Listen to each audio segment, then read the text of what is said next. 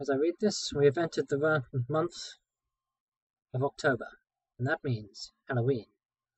So for this month, I will intend to serve up some particularly ghoulish stories, more focused on the supernatural than commonly. For our next story, we will again adjourn to the dangers of disrespecting the dead, though this time a little more ghastly than simply stealing a medallion. In the Vault by H.P. Lovecraft. There's nothing more absurd, as I view it, than that conventional association of the homely and wholesome which seems to pervade the psychology of the multitude. Mention a bucolic Yankee setting, a bungling of thick-fibred village undertaker, and a careless mishap in a tomb, and no average reader can be brought to expect more than a hearty albeit grotesque phase of comedy. God knows, though, that the prosy tale of which George Birch's death permits me to tell has in its aspects beside which some of our darkest tragedies come to light. Birch acquired a limitation and changed his business in 1881. He had never discussed the case when he could avoid it. Neither did his old physician, Dr. David, who died years ago. It was generally stated that the affliction and shock were results of an unlucky slip, whereby Birch had locked himself for 9 hours in the receiving tomb of Peck Hill Cemetery, escaping only by crude and disastrous mechanical means. But while this much was undoubtedly true, there are other, blacker things which man used to whisper to me in his drunken delirium towards the last. He confided in me because I was his doctor, and because he probably felt the need of confiding in someone else after Davis died. He was a bachelor, wholly without relatives. Birch, before 1881, had been the village undertaker of Peck Valley, and was a very calloused and primitive specimen, even as such specimens go. The practices I heard attributed to him would so be unbelievable today, at least in the city, and even Peck Valley would have shuddered a bit had it known the easy ethics of its mortuary assistant, in such matters as the ownership of costly laying-out apparel invisible beneath the casket's lid, and the degrees of dignity to be maintained in posing and adapting the unseen members of lifeless tenants to containers not always calculated with sublimest accuracy. Most distinctly, Birch was lax, insensitive, and professionally undesirable. Yet I still think he was not an evil man. He was merely crass of fibre and function, thoughtless, careless, and liquorish, as his easily avoidable accident proves, and without that modicum of imagination which holds the average citizen within certain limits fixed by taste. Just where to begin with Birch's story I can hardly decide, since I am no practised teller of tales. I suppose one should start on the cold December of 1880, when the ground froze and the cemetery delvers found they could dig no more graves till spring. Fortunately, the village was small and the death rate low, so that it was possible to give all Birch's inanimate charges a temporary haven in a single antiquated receiving tomb. The undertaker grew doubly lethargic in the bitter weather, and seemed to outdo even himself in carelessness. Never did he knock together flimsier and ungainlier caskets, nor disregard more flagrantly the needs of a rusty lock on the tomb door, which he slammed open and shut with such nonchalant abandon. At last the spring thaw came, and graves were laboriously prepared for the 9 silent harvests of the grim reaper, which waited in the tomb. Birch, though dreading the bother of removal and interment, began his task of transference one disagreeable April morning, but ceased before noon because of a heavy rain that seemed to irritate his horse. after having laid out but one body to its permanent rest. That was Darius Peck, the nonagenarian, whose grave was not far from the tomb. Birch decided that he would begin the next day with little old Matthew Fenner, whose grave was also nearby, but actually postponed the matter for 3 days, not getting back to work until Good Friday the 15th. Being without superstition, he did not heed the day at all, though even afterwards he refused to do anything of importance on that fateful 6th day of the week. Certainly the events of that evening greatly changed George Birch. On the afternoon of Friday, April 15th, then, Birch set for the tomb with horse and wagon to transfer the body of Matthew Fenner. That he was not perfectly sober, he subsequently admitted, though he had not then taken to the wholesale drinking by which he later tried to forget certain things. He was just dizzy and careless enough to annoy his sensitive horse, which as he drew it viciously up at the tomb, neighed and pawed and tossed its head, much as to that former occasion when the rain had seemingly vexed it. The day was clear, but a high wind had sprung up, and Birch was glad to get to shelter. As he unlocked the iron door and entered the side hill vault, another might not have relished the damp, odious chamber with 8 carelessly placed coffins. But Birch in those days was insensitive, and was concerned only in getting the right coffin for the right grave. He had not forgotten the criticism aroused when Hannah Bixby's relatives, wishing to transport her body to the cemetery in the city where they had moved, found the casket of Judge Capwell beneath her headstone. The light was dim, but Birch's sight was good, and he did not get Asp Sawyer's coffin by mistake, although it was very similar.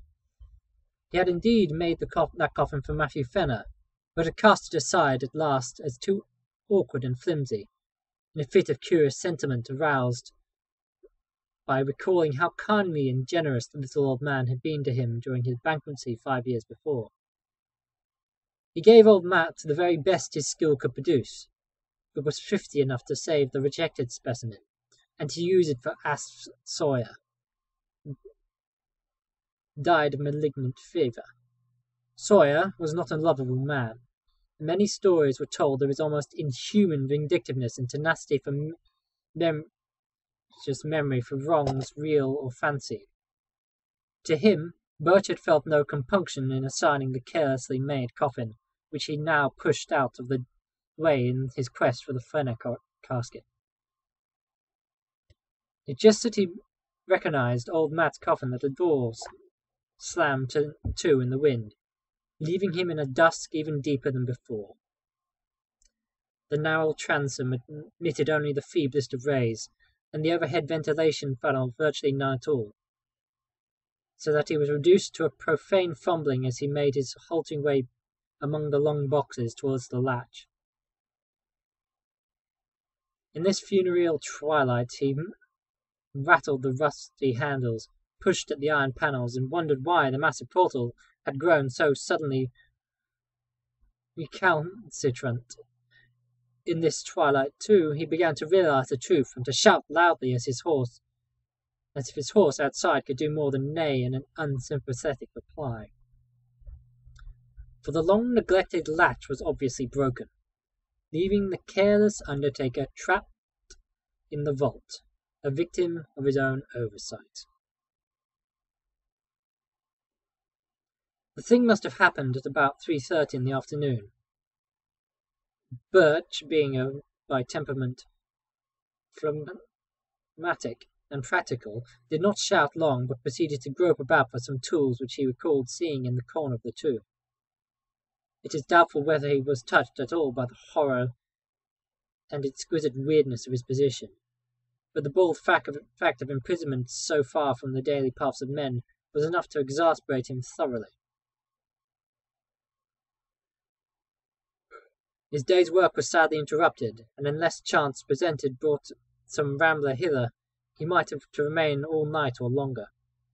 The pile of tools soon reached, and a hammer and chisel selected, Birch returned over the coffins to the door, and the air had begun to be exceedingly unwholesome.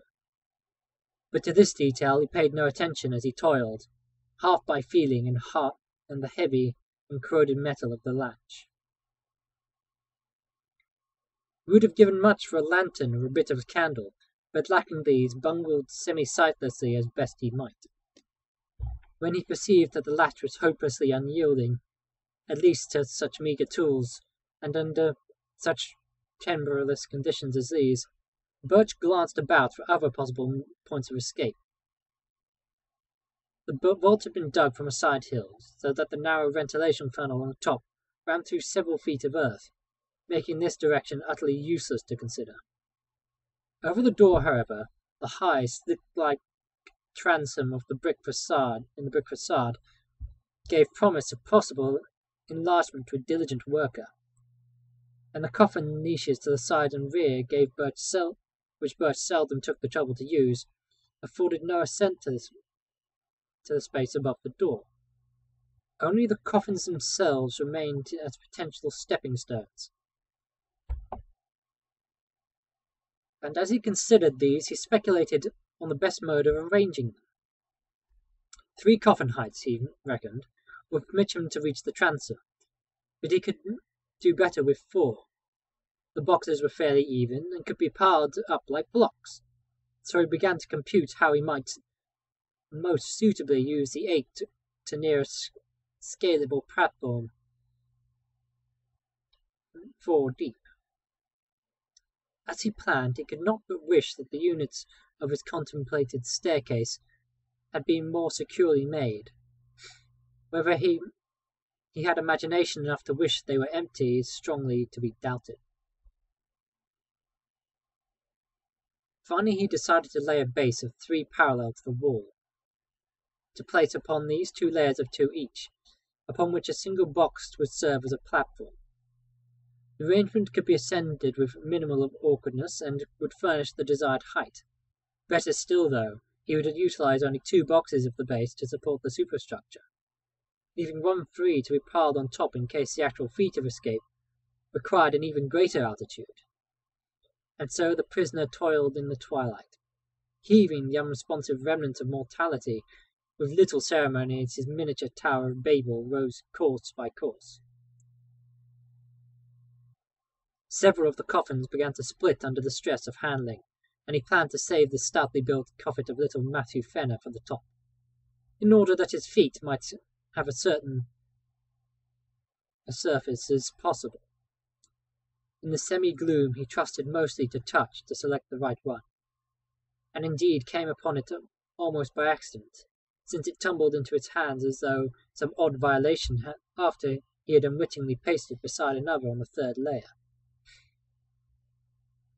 The tower at length was finished, and his aching arms rested by a pause during which he sat on the bottom step of his grim device. Birch cautiously ascended with his tools and stood abreast to the narrow transom.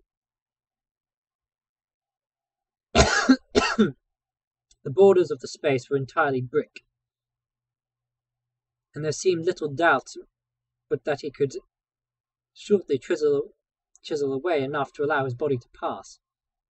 As his hammer blows began to fall, the horse outside whinnied in a tone which may have been encouraging and may have been mocking.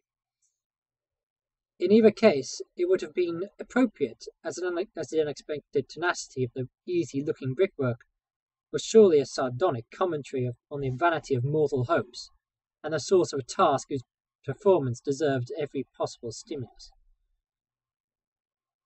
Dusk fell and found Birch still toiling.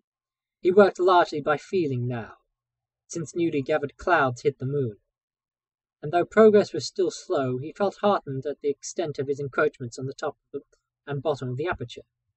He could, he was sure, get out by midnight, though it is characteristic of him that this thought was untinged with eerie implications, undisturbed by oppressive reflections on the time, the place, and the company beneath his feet. He philosophically chipped away the stony brickwork, cursing when a fragment hit him in the face, and laughing when one struck the the increasingly excited horse that pulled the near cypress tree. In time the hole grew so large that he ventured to try his body in it now and then, shifting about so that the coffins beneath him rocked and creaked. He would not, he found, have to pile another on his platform to make the proper height, for the hole was on exactly the right level to use as soon as its size would permit. It must have been midnight, at least when Birch described he could get through the transom. Tired and perspiring despite many rests, he descended to the floor and sat a while on the bottom box to gather strength for the final wiggle and leap to the ground outside. The hungry horse was neighing repeatedly and almost uncannily, and he vaguely wished it would stop. He was curiously unelated over his impending escape, and almost dreaded the exertion, for his form was at the indolent stoutness of early middle age. As he remounted the spitting coffins, he felt his weight very poignantly, especially when, upon reaching the topmost one, he heard an aggravated crackle which bespeaks a wholesale rending of wood. He had, it seemed, planned in vain upon choosing the stoutest coffin for the platform, for no sooner was his full bulk upon it than the rotting lid gave way, jouncing him 2 feet down on the surface which even he did not care to imagine. Maddened by the sound, or by the stench which billowed forth even to the open air, the waiting horse gave a scream that was too frantic for nailing, and plunged madly off through the night, the wagon rattling crazily behind it. Birch, in his ghastly situation, was now too low for an easy scramble out of the enlarged transom, but gathering his energies for a determined try, clutching the edges of the aperture, he sought to pull himself up, when he noticed a queer retardation in the form of an apparent drag on both his ankles. In another moment he knew fear for the first time that night. Struggle as he would, he could not shake the clear and unknown grasp which held his feet in relentless captivity. Horrible pains, as if savage wounds, shot through his calves, and in his mind was a vortex of fright mixed with an unquenchable materialism that suggests splinters, loose nails, or some other attribute of a breaking wood box. Perhaps he screamed. At any rate, he kicked and squirmed frantically and automatically, whilst his consciousness was almost eclipsed in a half-swoon. Instinct guided him in his wiggle through the transom, and in the crawl which followed his jarring thud on the damp ground. He could not walk, it appeared, and the emerging moon must have witnessed a horrible sight as he dragged his bleeding ankles towards the cemetery lodge, his fingers clawing the black mould in brainless haste, his body responding with that maddening slowness from which one suffers when chased by the phantoms of nightmare. There was evidently, however, no pursuer, for he was alone and alive when Armington, the lodge-keeper, responded to his feeble clawing at the door. Armington helped Birch to the outside of a spare bed and sent his little son, Edwin, to Dr. Davis. The afflicted man was fully conscious, but would say nothing of any consequence, merely muttering things such as, "Oh, my ankles, let go," and "shut in the tomb." Then the doctor came with his medicine case and asked crisp questions, and removed the patient's outer clothing, shoes, and socks. The wounds, for both ankles were frightfully lacerated about the Achilles tendons, seemed to puzzle the officers greatly, and finally almost to frighten him. His questioning grew more than medically tense, and his hand shook as he dressed the mangled members, binding them as if he wished to get the wounds out of his sight as quickly as possible. For an impersonal doctor, Davis's ominous and awestruck cross-examination became very strange indeed as he sought to drain from the weakened undertaker every last detail of his horrible experience.